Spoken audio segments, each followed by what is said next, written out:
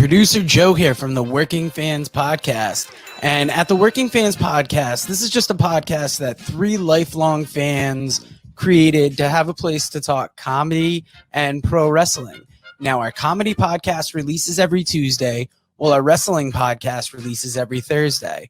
We release bonus episodes under the moniker Working Fans Presents every now and then. You can find us on Apple Podcasts, Google Podcasts, Spotify, Breaker, any major podcast provider. The important thing is just please like, rate, review, subscribe wherever you listen to us. Now, we have started a new thing. We are now on Amazon and Audible. So those episodes release every Monday. And that's kind of going through the archives and just releasing our old episodes in a new area. So if you want to live through the process with us again, take that journey with us again, you can find us over on Amazon and Audible. Now, if you can't get enough of us in the audio form, check out our YouTube. It's youtube.com/C/Working Fans Wrestling Pod, or just search Working Fans Podcast on YouTube.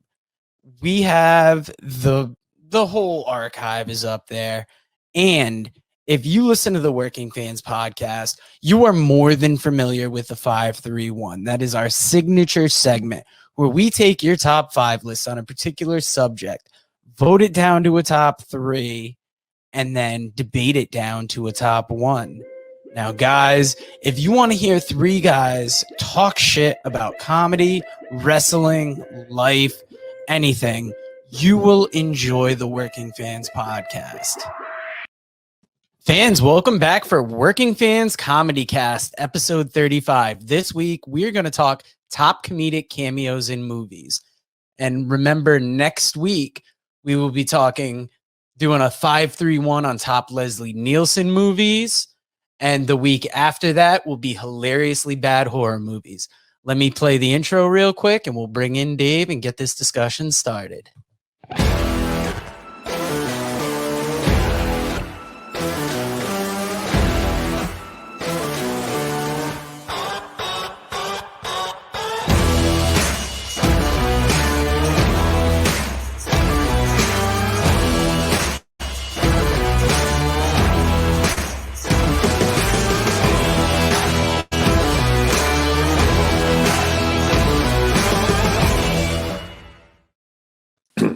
Dave, how's it going today? Oh, man, I'm feeling good. Feeling very zenful. Nice. Now, comedic cameos in movies. I'm going to ask how you came up with this, not out of force of habit, but I had a hard time coming up with a list. So I was wondering, kind of what inspired you to pick this? I'm not sure I did, actually. I think Chevy might have picked this list. I'm not positive. We were all in a group and we were coming up with lists. Oh, yeah, we were throwing out ideas. Yeah. It's not bad. There are some great comedic cameos in movies. Mm-hmm. But when I was coming up with my list last minute, I was very hard-pressed to think of ones. Yeah. I was wondering what kind of feedback we got on this. But we did all right. And I'll tell you what kind of feedback we got. We asked for top 5 lists, and I got a whole bunch of ones. Well, fuck them. That's why.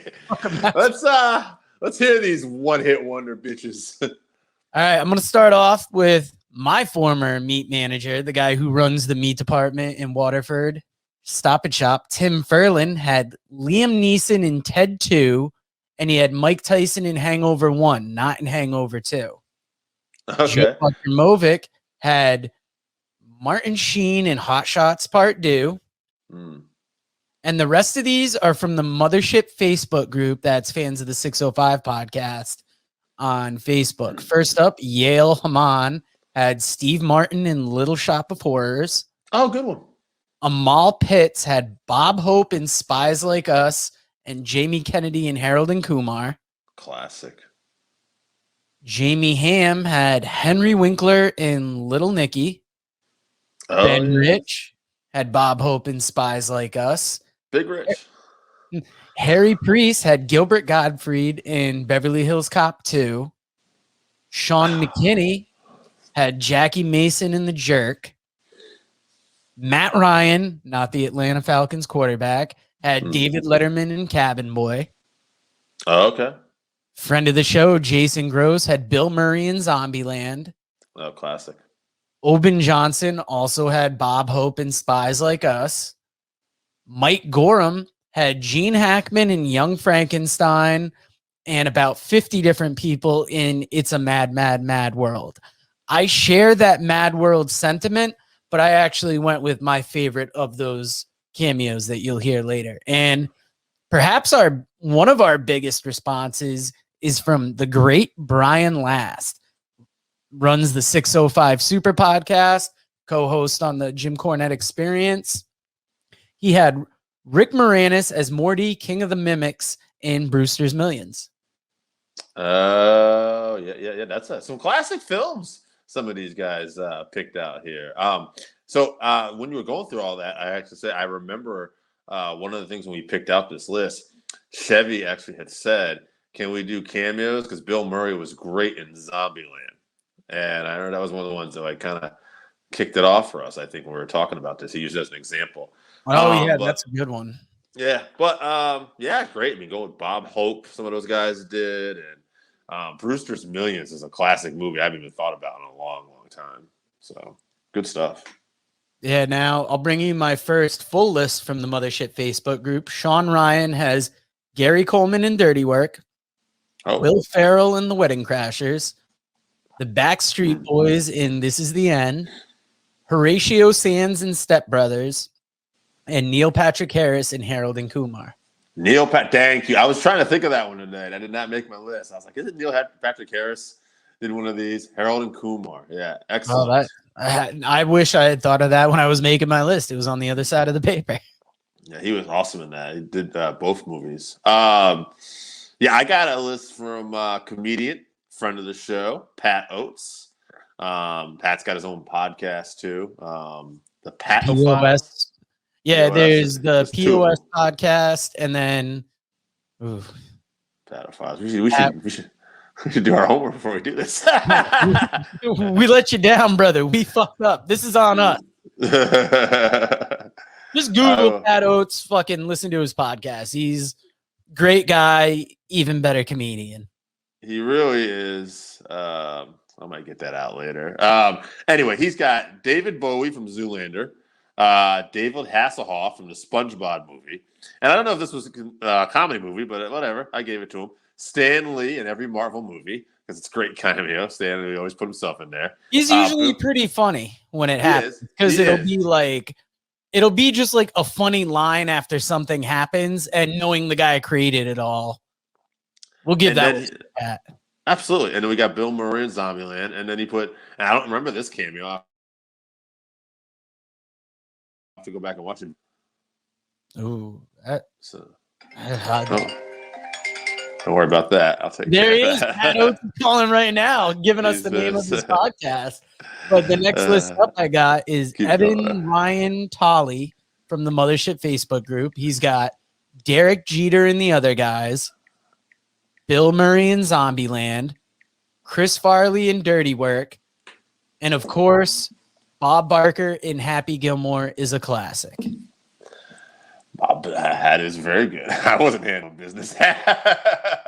Bob Barker and Happy Gilmore is fantastic. The Price is Wrong, Bob. You know, and then Bob Barker did the little Undertaker sit up at one point and grab Sandler by the throat. Yeah. Huge fan of that. So I'm getting voicemails on here. Oh man. All right. Folks, hope you appreciate you people appreciate the sacrifices I make for this show. And speaking of sacrifices, another fan of the show and a member of the show, and the guy I believe who created this list, Chevy himself from the Combat Cast I do every Saturday, sent us a list. Bill and Murray at Cheveroonie on Twitch. Yeah, right. Check that out. He's got Bill Murray from Zombieland, like we were talking about earlier. Michael Cera from This Is the End. Jack Black in The Muppets. Tom Cruise in Tropic Thunder, which he's excellent in that. And John Hurt from Spaceballs.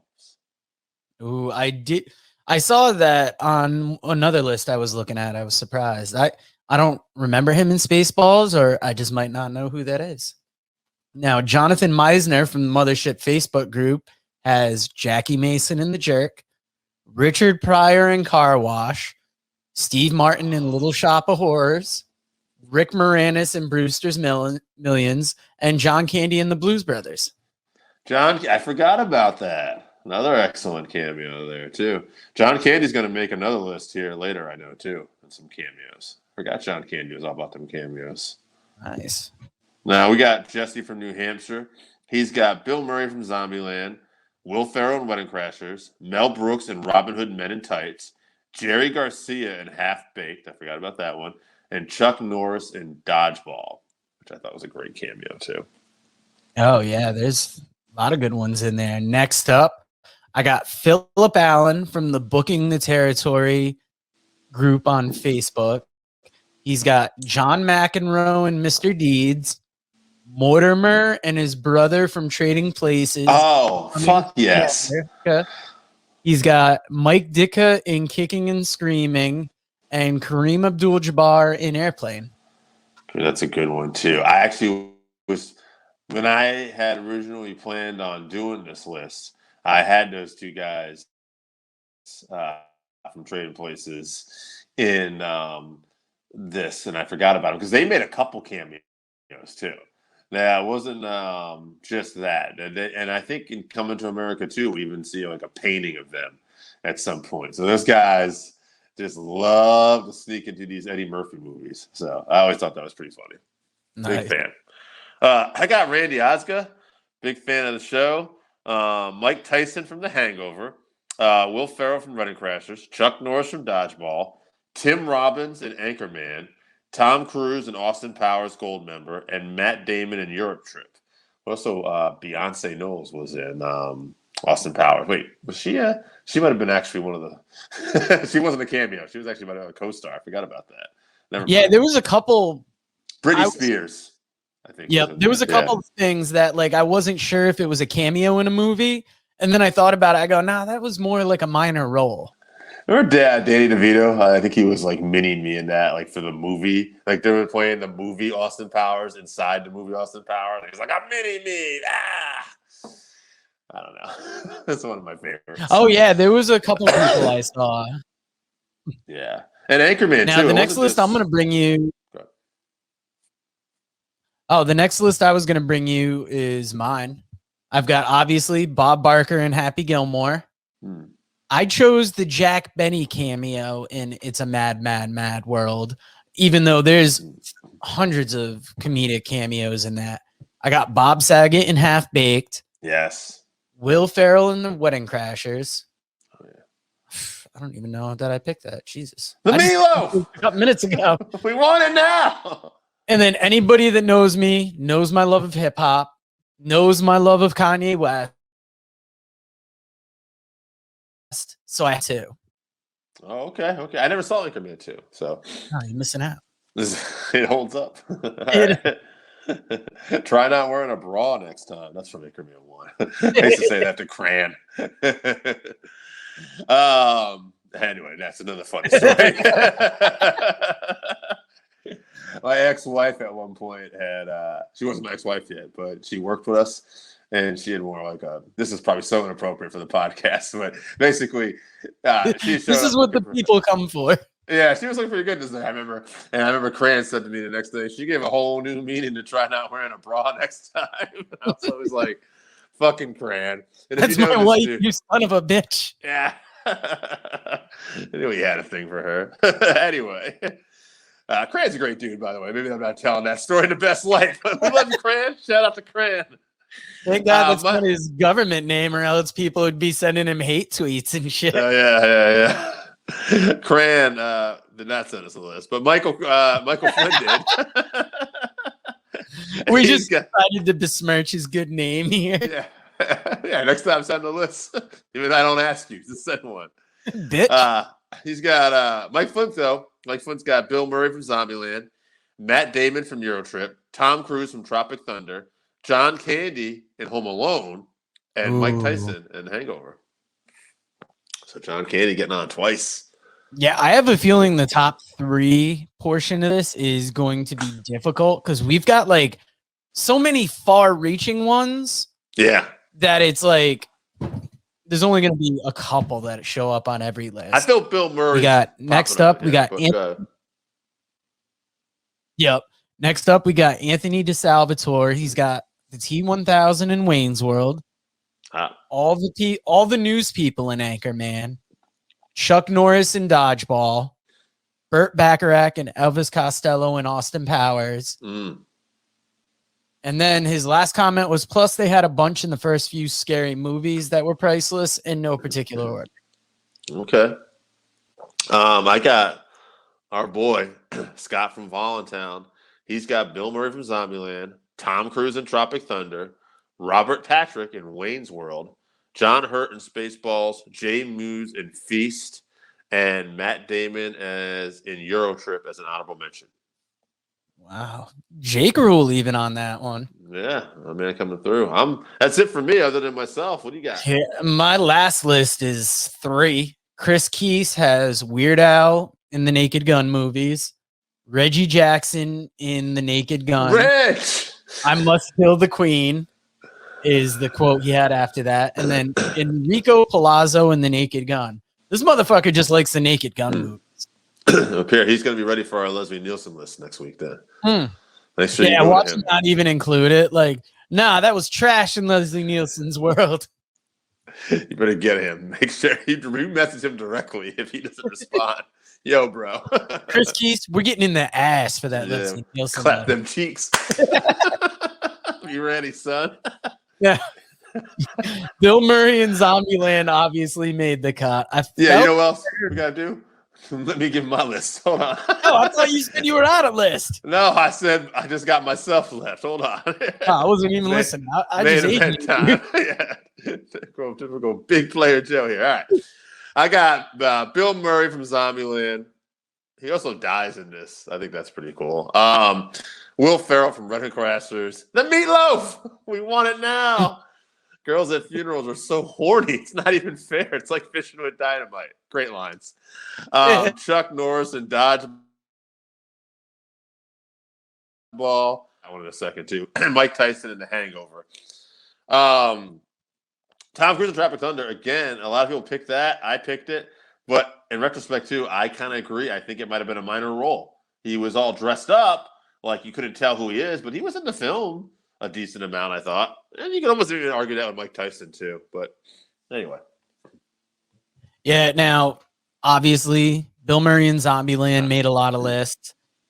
I felt like I heard a lot of Tom Cruise in Tropic Thunder. Yeah, let's see. I'm looking around now. I mean, Tom Cruise out there definitely made some lists. Oh, man.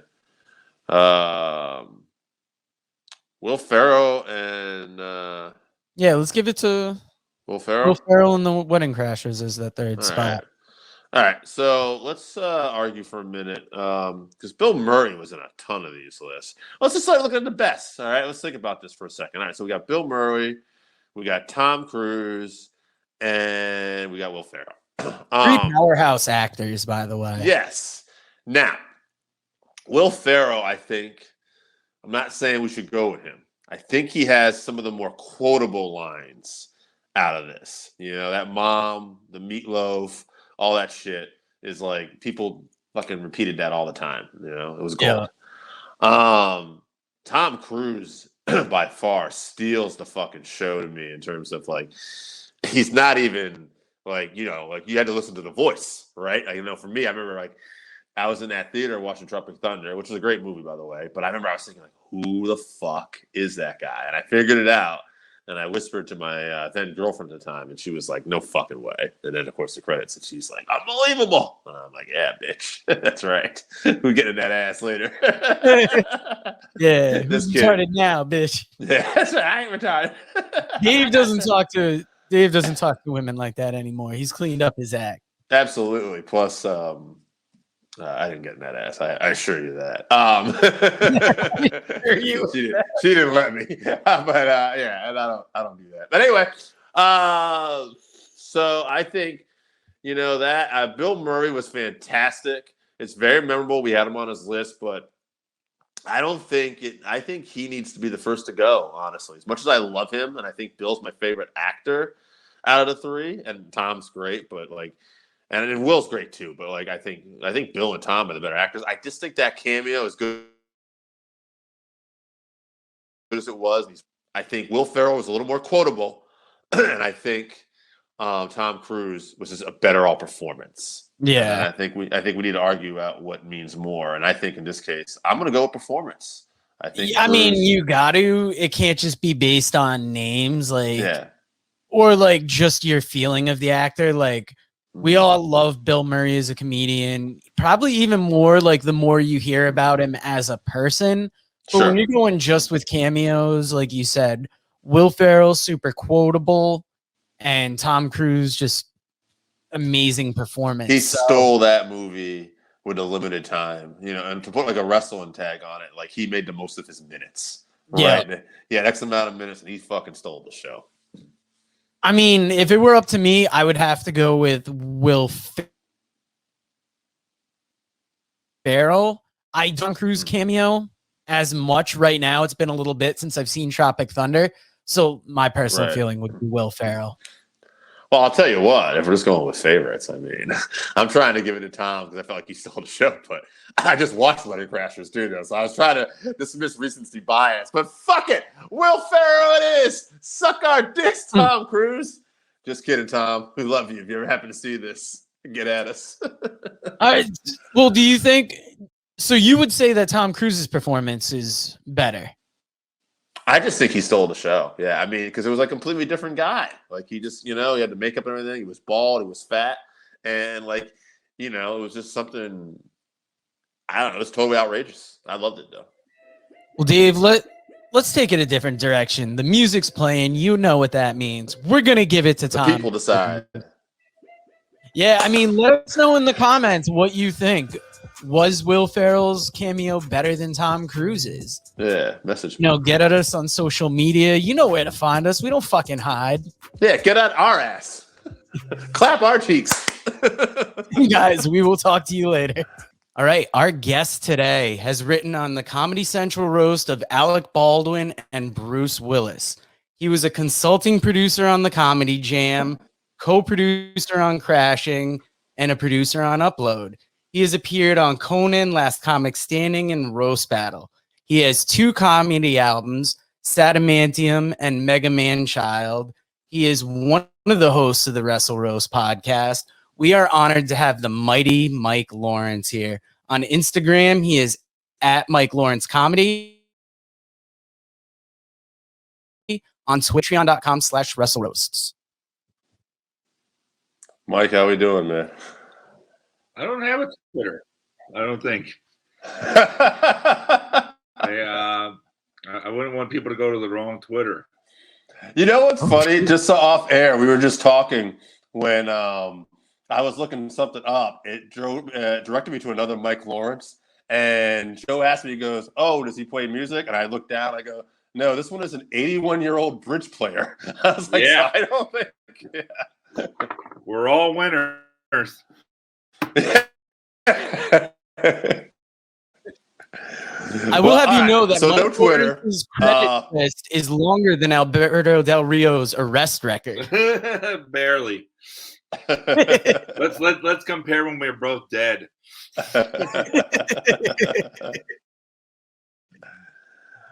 Now, Mike, your mother was a comedian. Was that going to be something? Did that make it easier for you to want to get into comedy, or the opposite?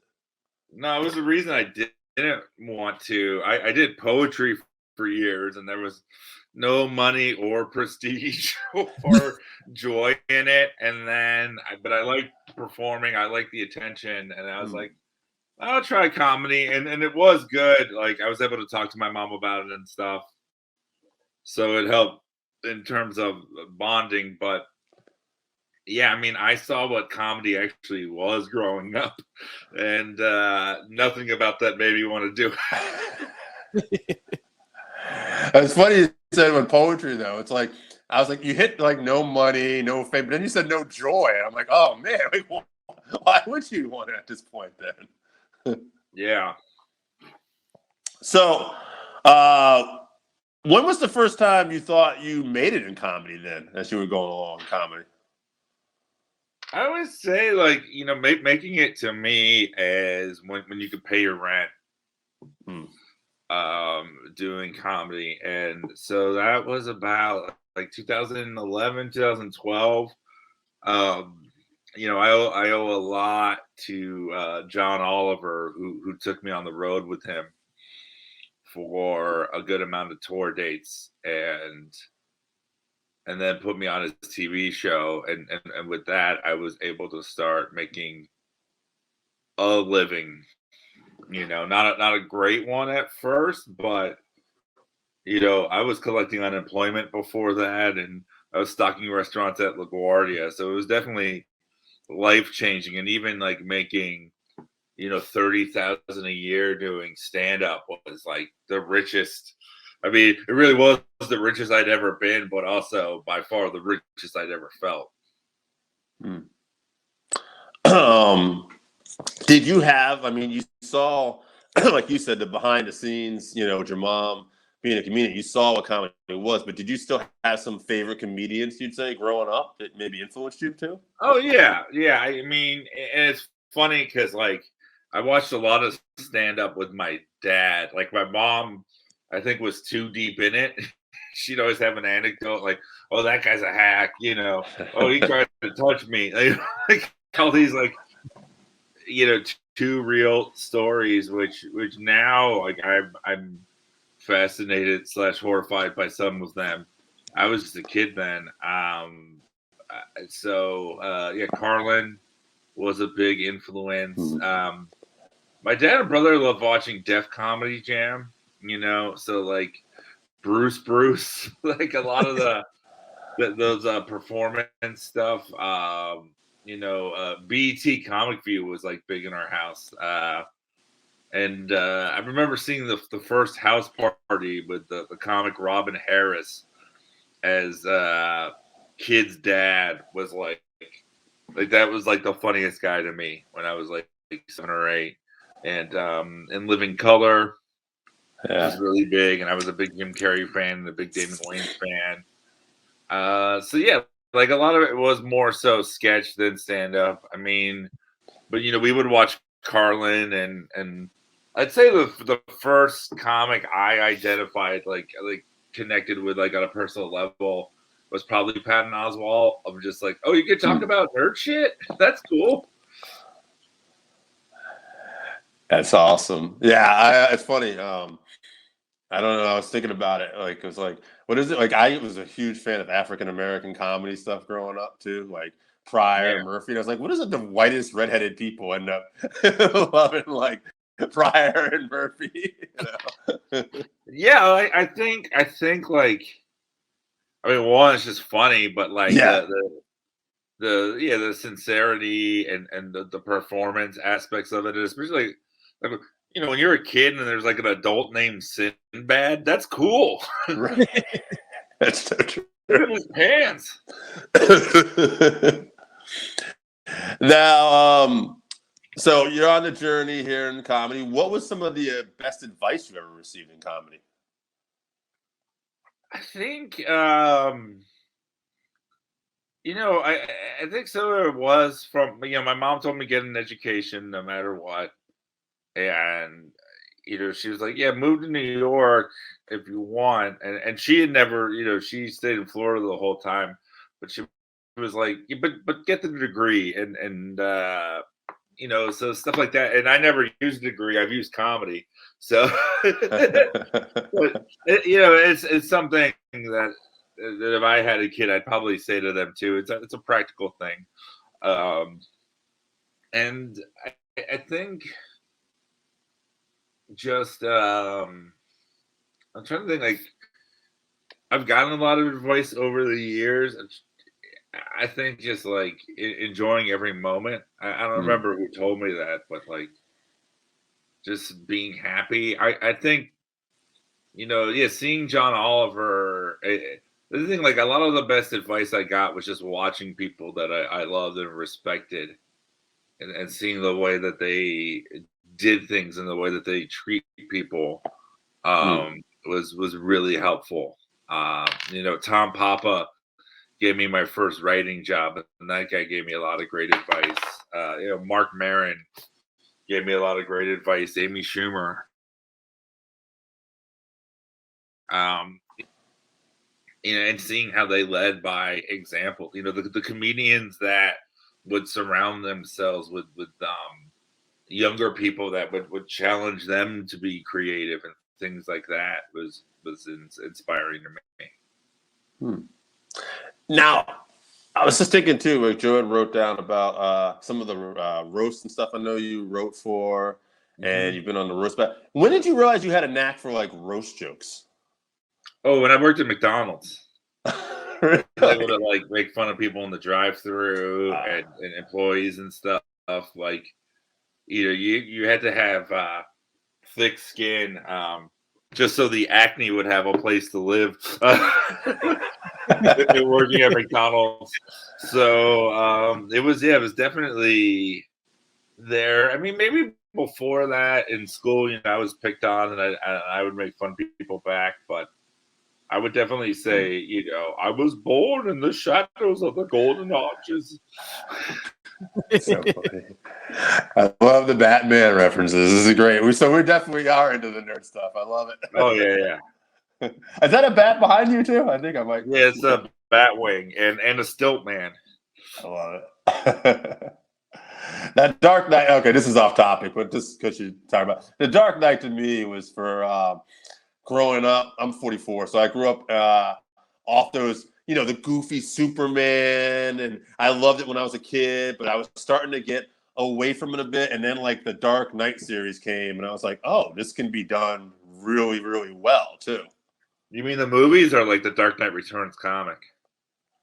I meant the movies. Okay. Yeah. I just always thought that was like, and talking nerd stuff, I really enjoyed. Like, for me, that's when like the movie started to get a more serious tone. Like, I don't know, like the early 80s still had kind of a goofy feel to it. It was fun, but Nice. Now, so how was it? Because I know you were on the battle, the roast battles too. How was that for you? That was fun. I mean, it's a lot of pressure. It's funny. Like, yeah, I did get an autism diagnosis earlier this year, and I realized like how much that helped with roasting, because like I don't feel things sometimes in the same way that other people do. So it's like when people are like, doesn't it hurt you what they're saying? I'm like, I don't have the emotional capacity to absorb that information. If I don't want to, I can just turn it off, which I know is a little scary. And now trying to be more emotional, makes roasting harder, because especially like even making fun of other people and like thinking about like I just wasn't thinking about the severity of what I was saying sometimes. And it's also because it only matters a lot of times if they react to it in a way like a lot of roast battling. It's like a lot of like hardcore wrestling where you're just beating the shit out of each other for a pop. But then, not everybody is into that. And I had to realize that as like a roast battle judge, that even though someone wanted to do roast battle, like they weren't ready to get like hammered by the judges. Yeah, you were talking about being on the spectrum there with autism. We've had some autistic comedians on before too. A guy named Suitman out in the West Coast. I know. Are you? Because we were surprised that there was a couple comedians we had on here that had autism too. Are you well aware of like the autism community in comedy, or are you so busy? Is it something that doesn't really on your radar, or I know of certain comics. I don't know about like the larger community. I don't know if there's meetups I'm not invited to or whatever. But no, I know other comics, and that have it, and I've talked to, and it is a spectrum, so it's like everyone's experiences are different, and but no, it's been awesome in a way of like I've had other comics like reach out to me, and like, hey, it's cool that you got the diagnosis for yourself and that you're open about it, and it's been very supportive, and a good group of people that we trust and understand each other, even though we can't make eye contact. That's cool though, to have that support. Now,